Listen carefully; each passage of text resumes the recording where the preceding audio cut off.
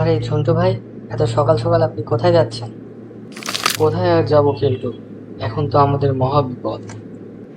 কেন ঝন্টু ভাই, আপনি তো ছাত্রলীগের নেতা, আপনার আবার কিসের বিপদ? সেটাই তো আমার জন্য বিপদ রে কেলটু। ছাত্ররা যদি দেখে আমি এখন ওইখানে আছি, তাহলে আমাকে আর আস্ত রাখবে না। সেজন্যই তো আমাকে এখন পলাতে হচ্ছে। তাহলে আপনি কি আর কখনো ফিরে আসবেন না আমাদের এলাকায়? আপনার সাথে কি আর কখনো দেখা হবে না? আরে দেখা হবে না কেন? অবশ্যই হবে। যখন আবার আওয়ামী লীগ ক্ষমতায় আসবে তখন আমি আবার আসবো। তো ঝন্টু ভাই, আপনি এখন কোথায় যাচ্ছেন, আমাকে একটু বলে যান। আমি কোথায় যাচ্ছি আমি কাউকে বলতে পারবো না।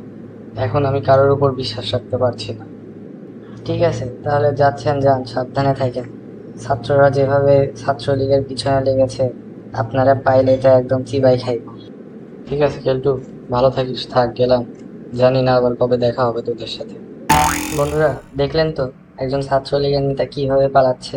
মনে রাখবেন, বেশি বার যেই বাড়বে তার পতন নিশ্চিত।